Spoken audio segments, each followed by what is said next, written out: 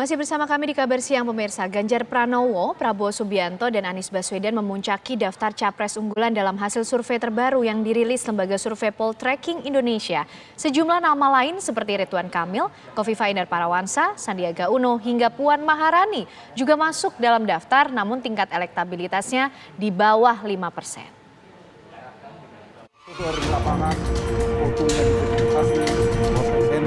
Lembaga Survei Poltreking Indonesia merilis hasil survei terbarunya berkenaan dengan elektabilitas sejumlah nama tokoh nasional untuk Capres 2024 mendatang. Dalam konvers virtualnya, Direktur Poltreking Indonesia Hanta Yuda menyebut Gubernur Jawa Tengah Ganjar Pranowo berada di urutan teratas calon presiden unggulan dengan 18,2% suara responden dalam pertanyaan terbuka.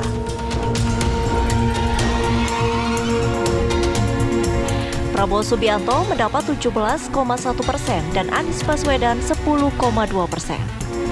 Survei dilakukan 3 hingga 10 Oktober 2021 terhadap 1.200 responden yang dipilih menggunakan metode multi-stage random sampling dengan margin of error sebesar kurang lebih 2,8% dengan tingkat kepercayaan 95%.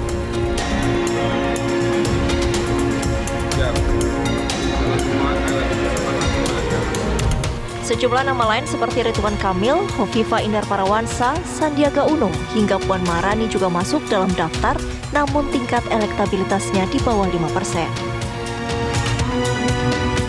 Ganjar, Prabowo, dan Anies bahkan kembali unggul saat disimulasikan dengan 15 nama. Ganjar dan Prabowo di urutan 1 dan 2 dengan perolehan di atas 20% suara responden, sementara Anies mendapat 13,5%. Simulasi dengan mengeluarkan 15 nama yang tadi saya sampaikan. Yaitu sebagai berikut. Ini adalah nama surveyor menanyakan langsung kepada responden dengan tatap muka, maka dengan membuat simulasi nama dikeluarkan, yang tertinggi adalah Ganjar Pranowo 22,9%, dilanjutkan Prabowo Subianto di nomor 2 20,0%. Ini sudah punya rentang di MOE ya, sedikit di atas MOE, margin of error, sehingga Ganjar unggul tipis dibandingkan Prabowo Subianto untuk nomor 2 elektabilitasnya, dan yang ketiga lah Anies Baswedan di perolehan elektabilitas 13,5%. Lalu saya sebutkan semuanya: Ridwan Kamil 4,1%, Agus Harimurti Yudhoyono 3,3%, Sandiaga Salahuddin Uno 2,8%, Khofifah Indar Parawansa 2,5%, Puan Maharani 1,9%, Gatot Nurmantio 1,2%, Andika Perkasa 1,2%, Airlangga Hartarto 1,0%, Erick Thohir 0,9%, Mahfud MD 0,8%, Muhaimin Iskandar 0,3%, dan Zulkifli Hasan 0,2%. Dan yang tidak menjawab dan merahasiakan 7,5%, yang belum memiliki pilihan, tidak tahu dan tidak jawab, yaitu sebesar 15,9%. Tentu ada yang bertanya, kok si A tidak masuk, kok si B tidak masuk? Kita tanyakan, ada di pertanyaan terbuka, ada pertanyaan semi terbuka, tapi nama-namanya tidak tinggi angkanya. Mereka tentu di luar perolehan angka yang ditampilkan di grafis ini. Artinya angkanya 20 di bawah 0,2%, tidak kita serta gitu. Jadi simpulan dari grafis ini, teman-teman semua, ini sudah terlihat mulai ada kecenderungan itu menguatnya 3 nama calon presiden, yaitu Ganjar Pranowo, Prabowo Subianto, dan Anies Baswedan. 3 figur yang cukup stabil perolehan elektabilitasnya di menembus angka 2 digit, yaitu di angka 10%. Di angka 10%. Bahkan Prabowo pas di 20%, Ganjar Pranowo bisa di atas 20%. Jadi 3 nama. Lalu apa makna di balik hasil survei elektabilitas sejumlah nama tokoh yang dirilis Poltreking Indonesia? Kita akan langsung berbincang dengan Hanta Yuda, Direktur Eksekutif Poltreking Indonesia. Selamat siang, Assalamualaikum Bang Hanta. Siang, Waalaikumsalam warahmatullahi wabarakatuh. Oke, Bang Hanta, Poltreking sudah merilis hasil surveinya. Hasil survei ini berdasarkan apa Bang? Dilakukan kepada siapa saja, kalangan mana saja Bang Hanta? Ya, survei yang kerap standar kami lakukan seperti memprediksi menjelang pemilu presiden 2019 kemarin yang selisihnya cuma 1% dengan perolehan di KPU, perolehan Prabowo dan Jokowi pada saat itu, tapi pelaksanaannya memang sudah dekat. Ini kan masih jauh 2,5 tahun. Yap. Populasi survei ini adalah populasi yang ada seluruh pemilih Indonesia. Jadi yang sudah berusia 17 tahun ke atas atau sudah menikah, yang sudah punya hak suara, itu Ken.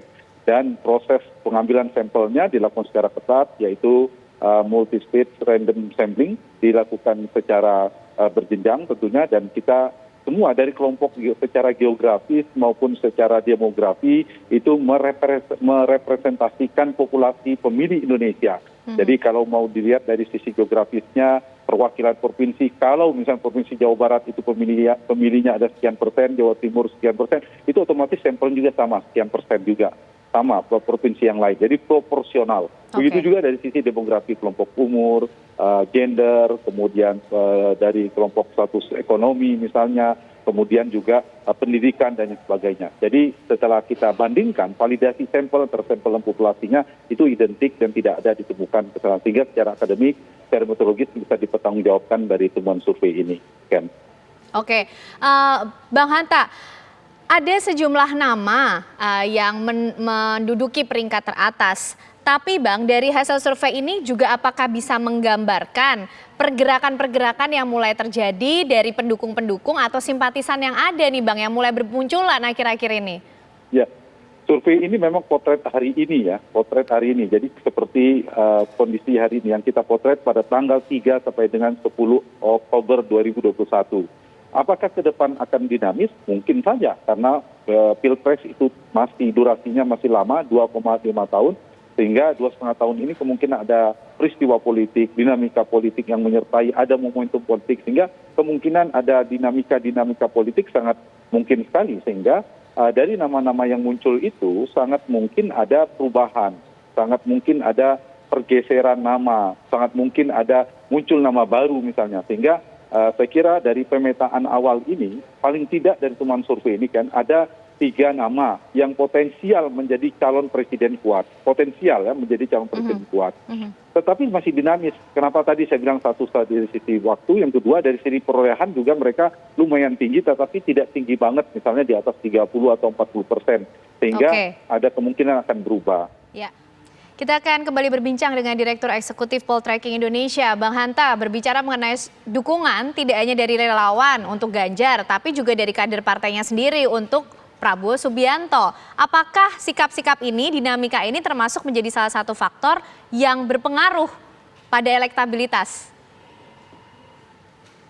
Ya, mungkin memberikan kontribusi meskipun belum tentu dia menjadi paling determinan.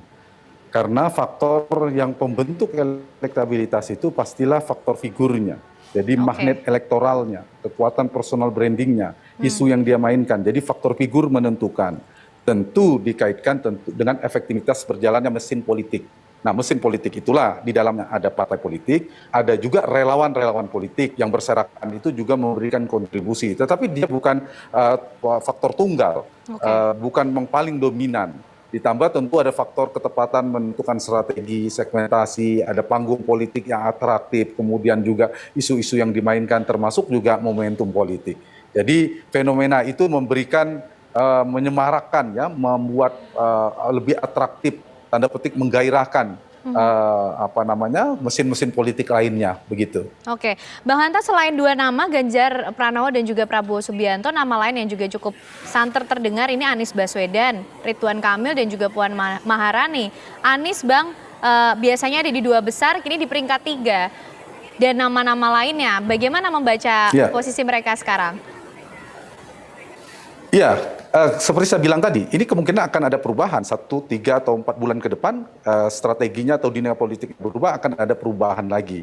Nah, kenapa Anies, sebenarnya ada 2 variabel penting ya dari pertanyaan Ken tadi. Satu, mengapa Ganjar bisa menyalip posisi Prabowo dan Anies terkesan stagnan. Saya melihat satu, karena dari sisi analisa dari Aniesnya dulu. Anies Baswedan ini strateginya yang perlu diperbaiki ya kalau dilihat dari tren strateginya.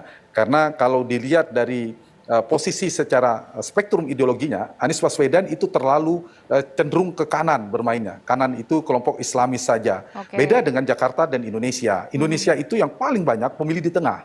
Kalau Jakarta betul, jadi Anies saya kira harus bergeser strateginya, bukan sedang menjadi calon gubernur DKI. Kalau ingin maju di 2024 ada calon presiden, sehingga harus bergeser secara spektrum ideologinya, bergeser ke kanan, ke tengah. Itu yang menurut saya menjadi catatan. Yang kedua, dari sisi pemilih mayoritas Indonesia yang kedua adalah yang banyak ke tengah tadi. Yang kedua ada pemilih Jawa. Pemilih yang Jawa secara etnisitas maupun Jawa secara geografis itu Ganjar diuntungkan.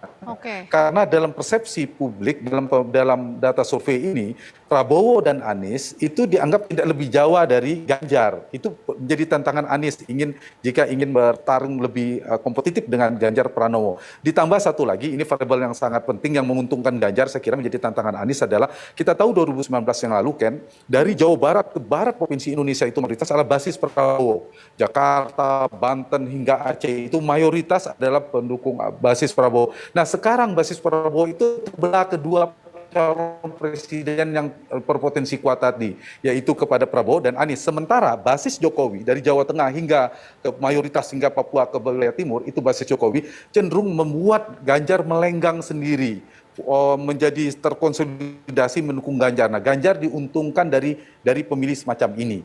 Nah, ditambah lagi Ganjar dan Anies dibanding figur-figur yang lain, mereka adalah kepala daerah, gubernur yang sekarang ada pandemi ya. Nah, mereka epicentrum pandemi itu kan paling banyak di Pulau Jawa. Kemudian mereka punya panggung atraktif.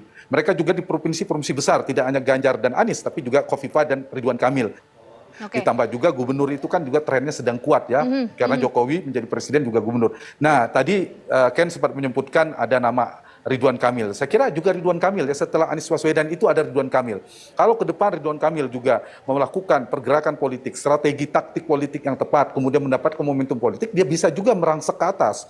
Karena selisih antara Anies dan Ganjar itu lebih tipis lagi, selisih antara Ridwan Kamil ke Aniesnya. Itu tidak begitu jauh. Jadi ada angka 4 sekian persen, kemudian Anies itu di angka 10 sampai 13%. Ganjar itu di angka 18 sampai 22% dengan berbeda simulasi. Sehingga politik kita, peta elektoralnya masih sangat mungkin dinamis. Kenapa dinamis? Waktunya masih panjang dan perolehannya juga masih kompetitif. Jadi sangat mungkin ada nama-nama baru nanti akan sangat mungkin ada nama-nama baru, artinya elektabilitas ini dalam survei baru ini yang dibawa ya. Ini masih bisa berubah, Bang. Potensi atau kemungkinan itu masih besar terjadi atas nama-nama yang ada sekarang. Dan mungkin terakhir, Bang Hanta, bagaimana kemudian hasil survei ini bisa digunakan paling tidak sebagai suatu dasar pertimbangan untuk menentukan langkah politik ke depannya ini seperti apa dari nama-nama yang ada dalam bursa setidaknya sampai saat ini? Ya, betul. Ini masih sangat mungkin berubah. Perubahannya dua, perubahan urutan dan nama. Kalau urutan antara Anies, Ganjar, dan Prabowo, Ridwan Kamil, dan sebagainya, ada potensi untuk berubah. Kalau kemudian ada blunder politik yang dilakukan salah satu kandidat, cara meresponnya keliru, atau ada strategi politik, kemudian ada figur mendapat momentum politik, ada perubahan pergeseran.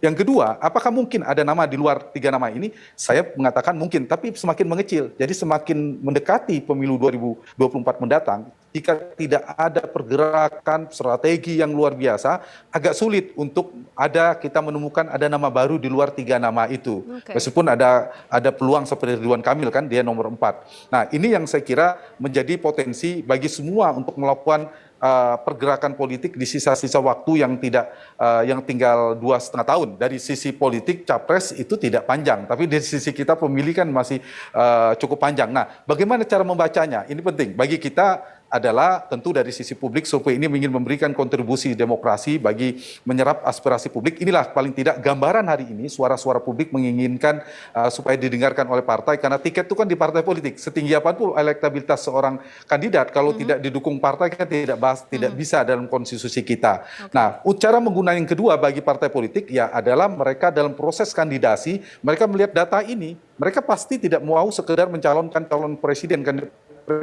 tapi ingin menang. Nah, data-data survei yang kredibel, yang akurat itu bisa dijadikan acuan, panduan untuk menentukan. Dan bagi para kandidat, yang paling penting ada melihat trennya, mengapa dia naik, mengapa dia turun, dan ini pertarungan masih sangat panjang, garis finishnya masih jauh, sehingga sangat mungkin ada perubahan, bisa jadi calon presiden kuat kita di antara 3 itu, atau mungkin juga ada nama baru. Kita tunggu nanti kita masih seperti apa ya Bang dinamis. pergerakan dinamika politik yang akan terjadi. Terima kasih Direktur Eksekutif Poltreking Indonesia, Bang Hanta Yuda sudah bergabung bersama kami di Kabar Siang. Selamat siang, Bang Hanta.